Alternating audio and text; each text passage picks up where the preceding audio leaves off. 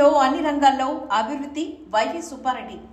Visakhapatnam zone 2 Madhurawada car shed junction వద్ద శుక్రవారం వైఎస్ఆర్సీపీ నియోజకవర్గం కార్యాలయాన్ని వైసీపీ ఉత్తరాంధ్ర కోఆర్డినేటర్ మరియు రాజ్యసభ సభ్యులు వైవి సుబ్బారెడ్డి రిబ్బన్ కత్తిరించి ప్రారంభించారు. ఈ సందర్భంగా ఏర్పాటు చేసిన బహిరంగ సభలో విశాఖ జిల్లా వైఎస్ఆర్సీపీ అధ్యక్షులు కోలా గురువులు మాట్లాడారు. నియోజకవర్గ వైసీపీ క్యాడర్ అంతా కలిసికట్టుగా వచ్చే ఎలక్షన్ వరకు జగన్ ప్రభుత్వ సంక్షేమ అభివృద్ధి కార్యక్రమాలు ప్రజలకు అవగాహన కల్పించి నియోజకవర్గంలో పార్లమెంటు స్థానాల్లో మళ్లా వైసీపీ జెండా ఎగరేలా చేయాలని కోరారు. విశాఖ మేయర్ గొలగాని హరివెంకట కుమారి ఈ సందర్భంగా మాట్లాడుతూ జగనన్న చేసిన మంచి పనుల ముందు ఏ ముఖ్యమంత్రి చేయలేదని, ఎమ్మెల్యే అభ్యర్థి అవంతి భీమ్లిని ఎంతో అభివృద్ధి చేశారని, మంచివాడు అవినీతి రహితుడు అయిన అవంతిని అసెంబ్లీ విద్యాధికారులైన బొత్స ఝాన్సీని పార్లమెంటుకి అత్యధిక మెజార్టీతో పంపాలని కోరారు. వైసీపీ అసెంబ్లీ అభ్యర్థి ముత్తంశెట్టి శ్రీనివాస్ ఈ సందర్భంగా మాట్లాడుతూ కొందరు విపక్ష నాయకులకు ఎలక్షన్ రాగానే ప్రజలపై ఎక్కడలేని మమకారం పుట్టుకొస్తోందని ఆరోపించారు. గతంలో గంటా శ్రీనివాస్ తన నియోజకవర్గాన్ని ఎప్పుడూ పట్టించుకోలేదని, ఉత్తర నియోజకం విశాఖ ఉన్నవాడు స్థానికుడు కానివాడు మభ్యపెట్టడానికి ఓట్లు అడగడానికి వస్తాడు. వైసీపీ గెలిస్తే తక్షణమే విశాఖ రాజధాని, దానివల్ల స్థానికుల భవిష్యత్తు బాగుంటుందని అన్నారు. జగన్ చేసిన సంక్షేమం అభివృద్ధి మాకు శ్రీరామ రక్ష అని కొనియాడారు. వైవి సుబ్బారెడ్డి ఈ సందర్భంగా మాట్లాడుతూ జగన్ రాష్ట్ర అభివృద్ధిలో తన తండ్రి రాజశేఖర రెడ్డినే మరిపించాడు. మేనిఫెస్టోలో ఇచ్చిన నవరత్నాలు కాక మరెన్నో సంక్షేమాలు కూడా అమలు చేసిన ప్రభుత్వం మాది. అత్యధిక మెజార్టీతో వైసీపీని గెలిపిస్తే కేంద్రంలో మన విలువ పెరుగుతుంది. విశాఖపట్నానికి అన్ని విధాలా అభివృద్ధి చేసిన ఘనత జగనన్న ప్రభుత్వానిదేనని అన్నారు. ప్రజలకు మన ప్రభుత్వం చేసిన మంచిని చెప్పినట్టు ఓటు వేయించండి అని సూచించారు. మంత్రి బొత్స సత్యనారాయణ ఈ సందర్భంగా మాట్లాడుతూ చంద్రబాబు ప్రచారంలో పదే పదే ఈ మధ్య మందు రేట్లు తగ్గిస్తా అని చెబుతున్నారని, అంటే ఇది తప్ప వేరే విషయాలు లేవా అని ఎద్దేవా చేశారు. ఇప్పటికే అభివృద్ధి చెందిన విశాఖపట్నం మీద దృష్టి పెట్టి ప్రపంచ స్థాయి నగరం చేయాలనుకోవడం తప్ప అని అన్నారు. అమరావతి భూములను తన వారిని బినామీలుగా చేసి 5 లక్షల కోట్ల ప్రజల డబ్బులు అక్కడ రాజధాని కట్టి చంద్రబాబు వారికి లబ్ధి చేకూర్చాలని చూశారు. ఈ కార్యక్రమంలో 3 జిల్లాల నాయకులు, కార్యకర్తలు తదితరులు హాజరయ్యారు.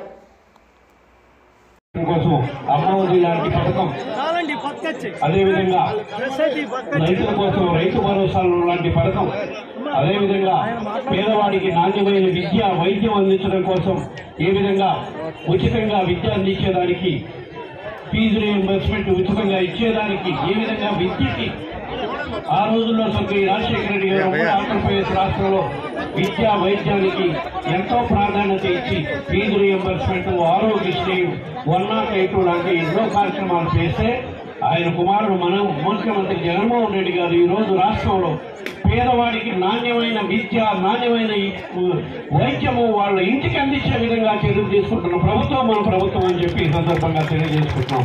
ఎందుకంటే జగనన్న ఆరోగ్య సురక్ష ద్వారా ప్రతి గ్రామంలో హెల్త్ క్యాంప్స్ పెట్టి పేదవాడికి వైద్య పరీక్షలు చేసి ఉచితంగానే మందులిచ్చే కార్యక్రమం చేసే ప్రభుత్వం మన ప్రభుత్వం ఈ రాష్ట్రంలో అమలు చేస్తుందని చెప్పి ఈ సందర్భంగా తెలియజేసుకుంటాం. అదేవిధంగా ఆరోగ్యశ్రీ కింద కేవలం 5 లక్షల రూపాయలకే వైద్యం, లిమిట్ వరకే వైద్యం అందించే సౌకర్యం ఇదివరకు మన రాష్ట్రంలో ఉంటే ఈ మధ్యకాలంలో గౌరవ ముఖ్యమంత్రి గారు దాన్ని 25 లక్షల రూపాయల వరకు పేదవాడికి ఉచితంగా వైద్యం అందించడానికి ఖర్చు పెట్టే విధంగా మన రాష్ట్రంలో చర్యలు తీసుకున్నారని చెప్పి ఈ సందర్భంగా తెలియజేసుకుంటాం.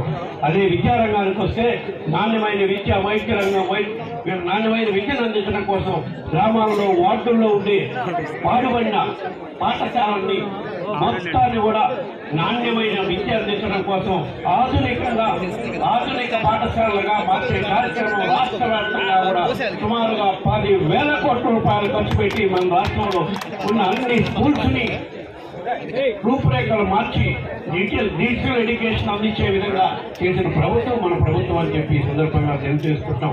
అదేవిధంగా విద్యార్థులు చదువుకు ఎటువంటి ఇబ్బంది లేకుండా ఉండడం కోసం ఫీజు రీయింబర్స్మెంట్ లాంటి అమౌంట్ లాంటి పథకాలు ఉన్నా కూడా విద్యకి ఎటువంటి ఇబ్బంది లేకుండా ఉండడం కోసం వసతి దీవెన, విద్యా దీవెన, అన్ని కార్యక్రమాలే కాకుండా వాళ్ళకి ఉచితంగానే స్కూల్స్, పుస్తకాలు, బ్యాగ్స్, బట్టలు అన్ని ఇచ్చి తల్లిదండ్రులకు ఎటువంటి భారం లేకుండా పేదవాడు డబ్బులు ఉన్నా లేకపోయినా విద్యను అభ్యసించడానికి, వైద్యం తీసుకోవడానికి ఎటువంటి ఇది లేకుండా చర్యలు తీసుకుంటున్న ప్రభుత్వం మన ప్రభుత్వం అని చెప్పి సందర్భంగా తీసుకుంటున్నాం. చెప్తుంటారు వాలంటీర్ వ్యవస్థని వాలంటీర్ వ్యవస్థ ఎవరు పెట్టాడు? మేము పెట్టావా? మనం పెట్టావా? కానీ మళ్ళీ ఇప్పుడు వచ్చి అమ్మమ్మ రాష్ట్ర ప్రభుత్వం వచ్చి ఇవ్వలేదు అని. సరే అది ఇచ్చారు, జ్ఞానం తెలిసిపోయింది, వాళ్ళ మాయా మోసం తెలిసిపోయిపోయారు. ఇంకో విషయం, చంద్రబాబు నాయుడు గారు అది వదిన ఇంకో పార్టీ అధ్యక్షుడు, ఈ దీనికి అధ్యక్షుడు, ఆయన ఆవిడ దానికి అధ్యక్షుడు. Okay fine. ఇది కుటుంబంలో ఎంతమంది వచ్చు, ఎన్ని పార్టీలు ఉండొచ్చు, అధికారులు అందరూ అధికారులు. మేము కాదు మాకేమి అలా దురభిప్రాయం కానీ ద్వంద్వాభిప్రాయం లేదు. అప్పుడు మొన్న అడ్రస్ ఆవిడ మళ్ళీ అమ్మ వినండి ఆ దొంగకి బుద్ధులు చెప్తారు. అట్లా ఏమని ఒక 20 మంది 30 మంది ఆఫీసుల్ని మార్చారు. ఒకరితో కాదు 30 మంది. అదేమైనా మనం వేసాం ఉద్యోగులు. ఇప్పుడు వాలంటీర్లు వాళ్ళు సెక్రటరీ అంటే జగన్మోహన్ రెడ్డి గారు నియమించారు. Yes fine. ఏమో వాళ్ళు జగన్మోహన్ ప్రభావితం అయిపోతారు. ఎన్నికల్లో మొన్న 2 సంవత్సరాలు అయింది కాబట్టి వేసి 3 సంవత్సరాలు కాబట్టి ఓట్లు ఏం తీసుకుంటారు అన్ని అనుభవం ఒక అనుమానం ఉండొచ్చు, మానవ సహజం. కానీ ఈ ఐఏఎస్ ఆఫీసర్లు ఐపీఎస్ ఆఫీసర్లు జగన్మోహన్ రెడ్డి గారు నియమించారు కదా. నీదే 5 సంవత్సరాలు ఇప్పుడు జగన్మోహన్ రెడ్డి 4 సంవత్సరాలు పెట్టి చేస్తారు 10 నెలలు బట్టి. అంతకుముందు 5 సంవత్సరాలు చేశారు కదా. అంతకుముందు 2 సంవత్సరాలు కిరణ్ కుమార్ చేశారు కదా. అంతకుముందు 2 సంవత్సరాలు బాగా చేశారు కదా. అంతకుముందు మళ్ళీ ఒక 5 సంవత్సరాలు నేను దీని దగ్గర చేశారు కదా. చంద్రబాబు చేశారు. అలా కదా. మరి ఇవి కాబట్టి కూడా ఈ రాష్ట్రంలో ఏ సంస్థనే ఉద్యోగుల కింద వేస్తారా? అయితే బీహార్ నుంచి లేకపోతే ఒరిస్సా నుంచి అందరినీ తీసుకొచ్చి జిల్లా వేస్తారా? చెప్పండి. ఆ ఉద్దేశం ఏంటంటే నేను అందుకే మీ ద్వారా ఒకటి చెప్తున్నాను. ఆ అధ్యక్షులకి ఆ చంద్రబాబుకి అదే ఒకటి చెప్తున్నాను. మన హెరిటేజ్ ఉన్నారు, అలాగే కార్పొరేటర్స్ ఉన్నారు, చాలా మంది ప్రజలు ఉన్నారు, నాగిరెడ్డి గారు వీళ్ళందరూ ఉన్నారు. మనం మాట్లాడదాం. ప్రోగ్రామ్ కంటిన్యూ అవుతుంది. సార్ ఇదే ముందు సార్ ఈ భీమిలి నియోజకవర్గం రాష్ట్రంలో అతిపెద్ద నియోజకవర్గం, 3,60,000 ఓట్లు ఉన్నారు. కొత్తగా మరి మీకు గతంలో మనందరూ కూడా ఎంపీలుగా చేసాం. ఆ పాప వార్డులో 6వ వార్డులో 35,000 మంది ఉన్నారు. ఓటర్లు 35,000 మంది.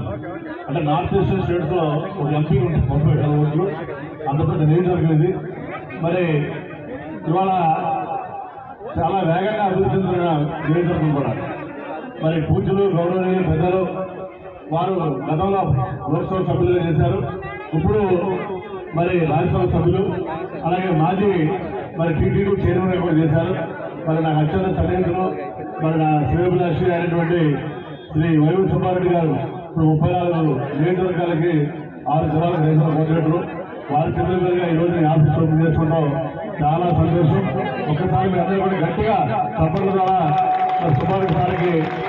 భీమిలి నియోజకవర్గంలో మరి అవంతి శ్రీనివాస్ గారు మీరు ఎప్పుడు పిలిచినప్పుడు పలికే విధంగా మీ వార్డులోనికి ప్రతి వార్డులోనికి కూడా ప్రతి మండలంలో కూడా ప్రతిరోజు కూడా మీ దగ్గర ఉంటూ మీ సేవ చేస్తూ మరి జగన్మోహన్ రెడ్డి గారు అప్పచెప్పిన భరోసా మరి వైఎస్ఆర్ కాంగ్రెస్ పార్టీ అవంతి శ్రీనివాస్ గారికి మరి గెలిపించవలసిన బాధ్యత మీ అందరి మీద ఉందని ఈ సందర్భంగా మీ అందరికీ తెలియపరుచుకుంటున్నాను. మరి బీసీ మహిళ వైఎస్ఆర్ కాంగ్రెస్ పార్టీ జగన్మోహన్ రెడ్డి గారు నియమించిన మన విశాఖపట్నం వాస్తవ్యులు మరి బొత్స ఝాన్సీ గారిది విశాఖపట్నం పుత్తూరు. మనకి జీవీఎంసీ లిమిట్స్ లో 8 వార్డ్స్ కూడా మనము ముఖ్యమంత్రి గారు అలాగే మన పెద్దలు సుబ్బారెడ్డి గారి సూచనలతో 8 వార్డులు కూడా అనేక వేల కోట్లు వెచ్చించి ఇక్కడ ప్రజలకు అవసరమైన రోడ్స్, డ్రైన్స్, పార్క్స్ డెవలప్మెంట్ చేయడం జరిగింది. ఎప్పటి నుంచో ఇక్కడ ఉన్న కొండవాళ్ళ ప్రాంత ప్రజలకు కూడా మంచినీటి సదుపాయం ఉండేది కాదు. దాన్ని కూడా మనము ఇవ్వడం జరిగింది. అలాగే 15వ ఆర్థిక సంఘం నిధులతో ఇక్కడ అండర్ గ్రౌండ్ డ్రైనేజీ వ్యవస్థను కూడా ఇంప్రూవ్మెంట్ చేస్తున్నాము. ఇదంతా కూడా గౌరవ ముఖ్యమంత్రి శ్రీ వైఎస్ జగన్మోహన్ రెడ్డి గారు పేద ప్రజలకి అన్ని విధాలా కూడా మౌలిక సదుపాయాలు అందజేయాలనే ముఖ్య ఉద్దేశంతో ఇవన్నీ కూడా చేయడం జరిగింది.